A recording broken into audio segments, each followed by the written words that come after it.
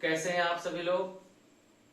देखिए, पिछली क्लास में हम लोगों ने कैसे हमारे भारत का संवैधानिक विकास हुआ इस विषय पे हम लोग चर्चा कर रहे थे।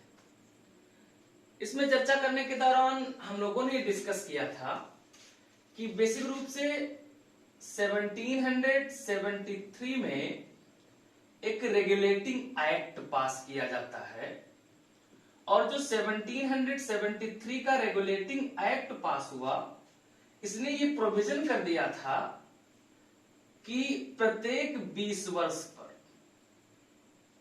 ब्रिटिश पार्लियामेंट यानी ब्रिटेन की संसद क्या करेगी, तो ब्रिटिश पार्लियामेंट का ये काम है कि ये ईस्ट इंडिया कंपनी को रेगुलेट करेगी। ये किस चार्टर एक्ट में कहा गया था, किस रेगुलेटिंग एक्ट में, तो ये 1773 के रेगुलेटिंग एक्ट में इस बात का प्रोविजन किया गया था।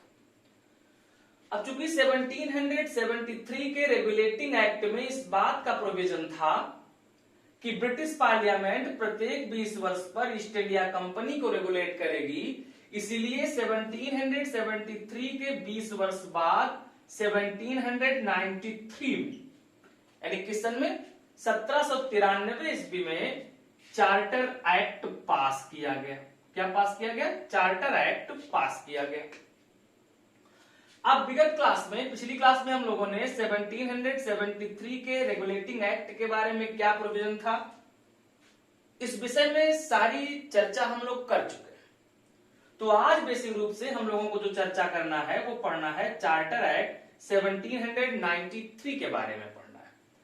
अगर हम लोग चार्टर एक्ट 1793 के बारे में पढ़े तो इससे पहले हम आपको एक बात याद करा दें। हम लोगों ने ये पढ़ा था कि जो पिट्स इंडिया एक्ट आया, इस पिट्स इंडिया एक्ट के द्वारा जो टोटल प्रशासन के विषय थे उनको दो भागों में बांट दिया जाता है। एक तरफ व्यापार कर दिया गया था और दूसरी ओर व्यापार के बाद दूसरी ओर क्या कर दिया गया, तो व्यापार के बाद दूसरी ओर कर दिया गया था राजनैतिक प्रशासन यानी राजनैतिक। इसमें जो व्यापार है, जो ट्रेड है, इस ट्रेड के लिए काम करने वाले थे कोर्ट ऑफ डायरेक्टर और राजनीतिक मामलों के लिए बोर्ड ऑफ कंट्रोल बना दिया गया था, नियंत्रक मंडल जिसको कहते हैं। क्या बना दिया गया था? Board of control. Board of control का मतलब हो गया नियंत्रक मंडल बना दिया गया था। अब जो बोर्ड ऑफ कंट्रोल है इसमें हम लोगों ने पढ़ा था कुल 6 मेंबर थे। तो अब 1793 के रेगुलेटिंग एक्ट में जो सुधार किया गया, जो आगे इंप्लीमेंट किए गए, प्रावधान किए गए, वो यहीं से जुड़ा हुआ है।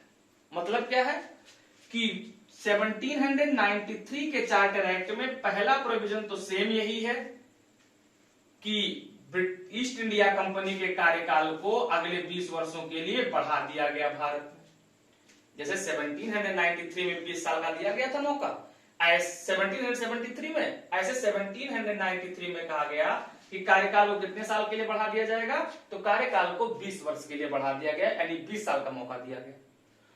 दूसरा प्रोविजन इसमें यह किया गया, ये इंपॉर्टेंट है, दूसरा प्रोविजन ये किया गया कि जो बोर्ड ऑफ कंट्रोल के मेंबर होंगे, इन बोर्ड ऑफ कंट्रोल के मेंबर को अब सैलरी कहां से दी जाएगी, तो इन लोगों को सैलरी अब भारतीय राजस्व से दी जाएगी। किस रेवेन्यू से पैसा दिया जाएगा, तो इंडियन रेवेन्यू से इन लोगों को पैसा दिया जाएगा। यानी जो बोर्ड ऑफ कंट्रोल के लोग होंगे, जो 6 लोग होंगे, इन 6 लोगों को सैलरी कहां से दी जाएगी, तो इन 6 लोगों को सैलरी भारतीय राजस्व से दी जाएगी। एक बात एकदम क्लियर समझ में। और तीसरा इंप्लीमेंट इसमें रहा गया, तीसरा प्रावधान इसमें यह किया गया, जो थर्ड प्रोविजन है, थर्ड प्रोविजन ये था कि खास करके जो अब ब्रिटिश भारत का क्षेत्र होगा, ब्रिटिश भारत का मतलब है भारत का वह भूभाग जो किसके अधीन था, जो अंग्रेजों के अधीन आ गया, उसको ब्रिटिश भारत कहा जाने लगा। और जो ब्रिटिश भारत का क्षेत्र है, इस ब्रिटिश भारत के क्षेत्र का जो प्रशासन चलाया जाएगा, यह प्रशासन लिखित कानून के द्वारा चलाना शुरू किया गया। यानी तीसरा प्रोविजन यह है कि ब्रिटिश भारत, जो ब्रिटिश भारत है, इस ब्रिटिश भारत का जो कानून है ये कैसा बना दिया गया, लिखित कर दिया गया। यानी शुद्ध अपनी भाषा में हम लोग बात करें तो ब्रिटिश भारतीय क्षेत्र में लिखित विधि द्वारा प्रशासन की नींव रख दी गई। ये बात एकदम क्लियर समझ में आई। और कोई खास इंप्लीमेंटेशन 1793 के चार्टर एक्ट से नहीं किया गया। बस एक बात आपको याद रखना जो बहुत इंपॉर्टेंट है, वो इंपॉर्टेंट क्या है कि भारतीय राजस्व किसको सैलरी देनी शुरू की गई, बोर्ड ऑफ कंट्रोल को सैलरी देनी शुरू की गई। इतनी बात क्लियर समझ में आई। तो अब चूंकि 20 साल के लिए 1793 का चार्टर एक्ट बढ़ा दिया गया था, इसलिए अब अगला चार्टर एक्ट कब पास होगा, तो 1793 में 20 ईयर ऐड कर लेंगे। कब आएगा, तो 1813 का चार्टर एक्ट आया। ये चार्टर एक्ट खास इंपॉर्टेंट है। क्या है इस चार्टर एक्ट में, आइए चर्चा करते हैं। देखिए, जब 1813 के चार्टर एक्ट की चर्चा करें, यहां एक बात बहुत क्लियर आपको समझना होगा कि हम लोगों ने यह पढ़ा था कि जो व्यापार है ईस्ट इंडिया कंपनी का, इस व्यापार के लिए यानी ट्रेड के लिए ईस्ट इंडिया कंपनी में इसके नियंत्रण के लिए कोर्ट ऑफ डायरेक्टर हुआ करते थे।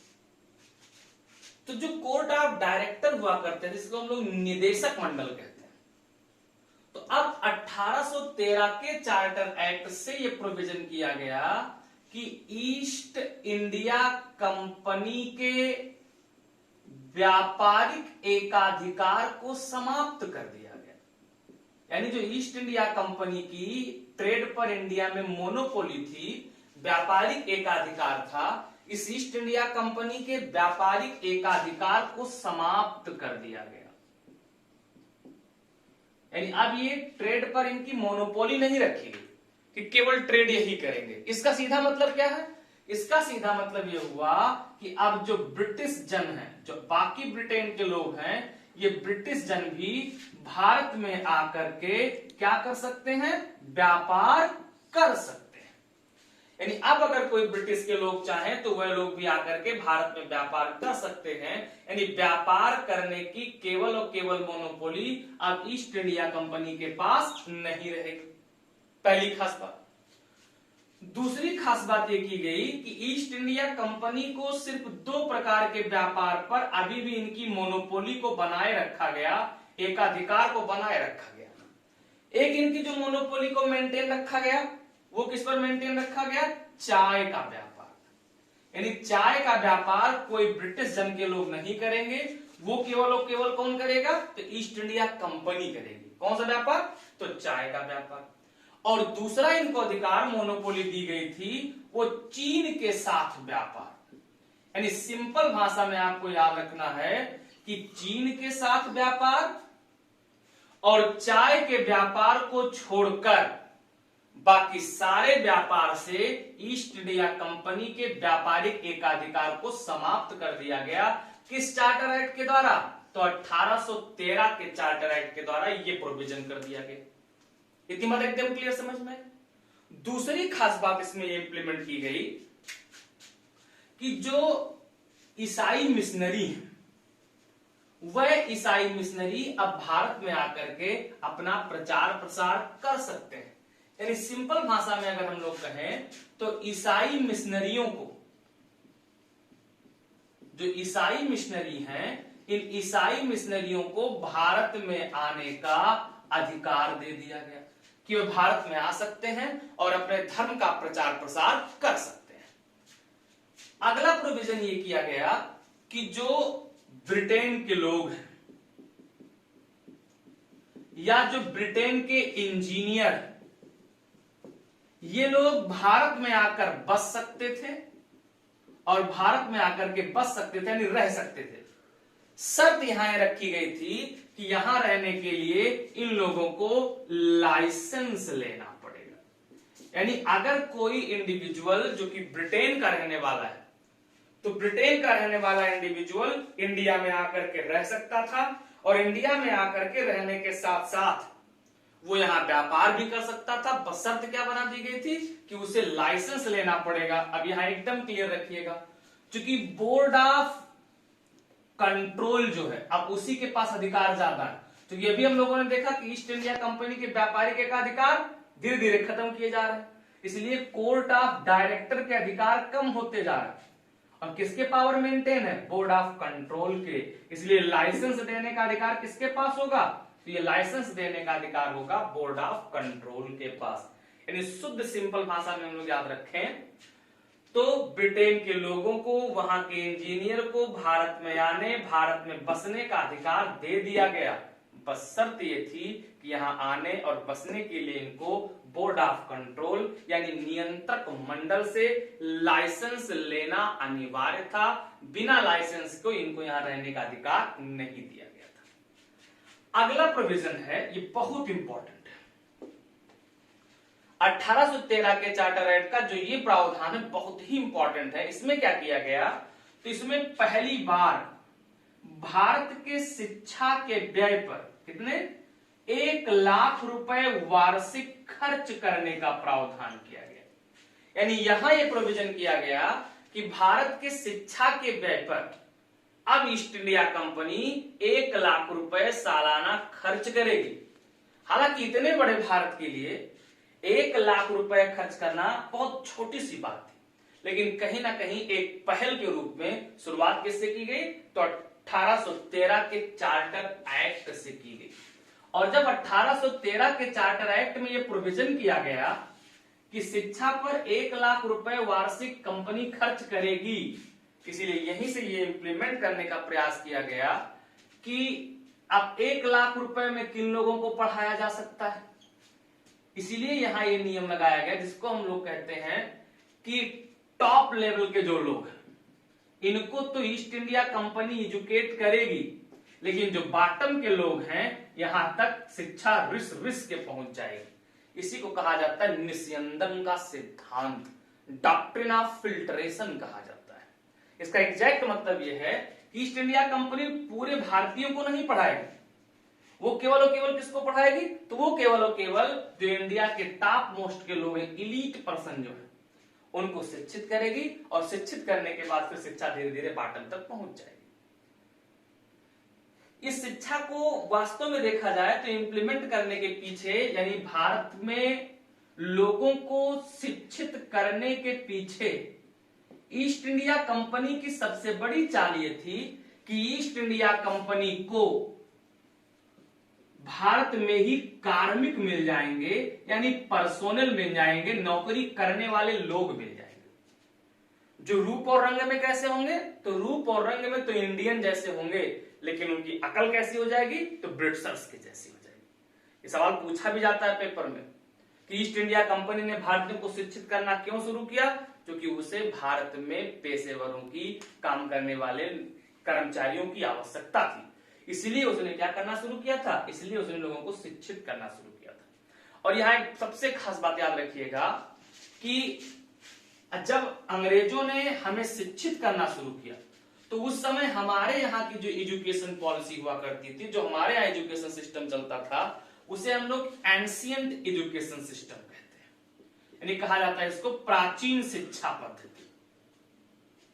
तो जो हमारे यहाँ प्राचीन शिक्षा पद्धति चलती थी जिसमें वेद पुराण इन सारी चीजों के बारे में पढ़ाया जाता था, और अंग्रेज हमारे यहाँ एंग्लिस्टिक एजुकेशन स्टाइल लाना चाहते थे, जिसको हम लोग प्राच्य या आंग्ल शिक्षा पद्धति कहते हैं। तो वास्तव में इंडिया में एंशिएंट एजुकेशन रखा जाए कि एंग्लिस्टिक एजुकेशन रखा जाए, इसको लेकर के आपसी विवाद शुरू हुआ। और इसी आपसी विवाद को कि हमारे यहाँ कौन सी शिक्षा दी जानी चाहिए, इसी आपसी विवाद को हल करने के लिए 1835 ईस्वी, बहुत इंपॉर्टेंट फैक्ट बता रहा हूं, 1835 ईस्वी में 1835 में जाकर के क्या किया गया था, तो मैकाले की अध्यक्षता में एक कमेटी बनाई गई थी। और इन्हीं मैकाले की जो रिकमेंडेशन आती है, इसी को कहा गया मैकाले मिनट्स। और इसी मैकाले मिनट्स के द्वारा, किसके द्वारा, तो इसी मैकाले मिनट्स के द्वारा हमारे यहाँ anglistic education style, western education style यानी आंग्ल शिक्षा पद्धति को इंप्लीमेंट कर दिया गया। और यहीं से हायर एजुकेशन के लिए, उच्च शिक्षा के लिए जो मीडियम बना दिया गया शिक्षा का, वो क्या बना दिया गया, इंग्लिश बना दिया गया था। ये बात समझ में आई। तो कुल मिलाकर के आपको यहां याद रखना है कि 1 लाख रुपए किस पर खर्च करने का प्रावधान किया गया, तो 1 लाख रुपए शिक्षा पर खर्च करने का प्रोविजन कर दिया गया। उसके बाद अगला प्रावधान बहुत ही इंपॉर्टेंट है। वो इंपॉर्टेंट ये है, अगला प्रोविजन जो है वो अगला प्रोविजन ये है कि जो हमारे यहां के स्थानीय स्वायत्त शासी संस्थाएं थी, इन संस्थाओं को करारोपण का अधिकार दे दिया गया। इन संस्थाओं को अधिकार दिया गया कि ये टैक्सेशन लगा सकती थी, कर को लगा सकती थी। इतनी बात समझ में? अब देखिए आगे। अब 1813 के चार्टर एक्ट के बाद 20 साल बाद कौन सा चार्टर एक्ट आया? तो 1833 का चार्टर एक्ट आया। ये बहुत इंपॉर्टेंट है। कौन सा चार्टर एक्ट आया? तो 1833 का चार्टर एक्ट आया। और जो 1833 का चार्टर एक्ट आता है, इसकी क्या खास बात है? तो 1833 के चार्टर एक्ट में सबसे खास प्रोविजन क्या है? यहां देखो, अभी हम लोगों ने 1813 के चार्टर एक्ट में यह पढ़ा था कि जो ब्रिटिशर्स हैं वह इंडिया में आकर के बस सकते हैं, लेकिन शर्त ये हम लोगों ने पढ़ी थी कि उन्हें बोर्ड ऑफ कंट्रोल से लाइसेंस लेना पड़ेगा। और 1833 के चार्टर एक्ट से अब जो प्रावधान किया गया वो ये प्रोविजन कर दिया गया कि अब ब्रिटिश जन के लोग यानी ब्रिटेन के लोग भारत में आकर के बस सकते हैं, भारत में आकर रह सकते हैं, और इसके लिए उन्हें किसी प्रकार का कोई लाइसेंस नहीं लेना पड़ेगा। मतलब अब बिना लाइसेंस लिए ही ब्रिटेन के लोग भारत में आकर के रह सकते हैं, भारत में आकर के बस सकते हैं। ये बात समझ में आए?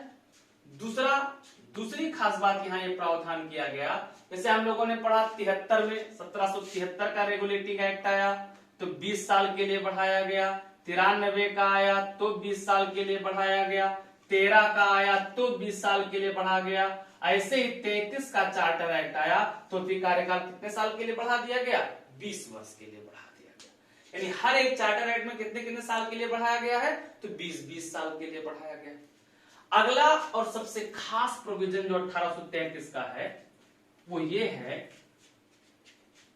कि जो गवर्नर जनरल ऑफ बंगाल है, यानी जो अब तक गवर्नर जनरल ऑफ बंगाल था, ये तीसरा प्रोविजन 1833 के चार्टर एक्ट का है कि गवर्नर जनरल ऑफ बंगाल को गवर्नर जनरल ऑफ इंडिया बना दिया गया।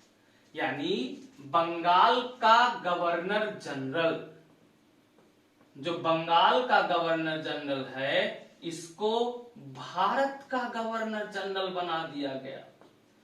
और ये प्रावधान कब से हो रहा है? 1833 से हो रहा है। और जब ये प्रोविजन 1833 से होगा तो अब आप बताओ 1828 में इंडिया आते हैं गवर्नर बनकर के बंगाल के लॉर्ड विलियम बेंटिंग। कौन आता है? तो लॉर्ड विलियम बेंटिंग आते हैं। तो जब लॉर्ड विलियम बेंटिंग आ रहे हैं 1828 में और ये 1835 में इंडिया से जाते हैं, और हमारे यहां परिवर्तन किस चार्टर एक्ट से हो रहा है? तो हमारे यहां परिवर्तन 1833 के चार्टर एक्ट से हो रहा है कि जो गवर्नर जनरल ऑफ बंगाल है उसको गवर्नर जनरल ऑफ इंडिया बना दिया गया।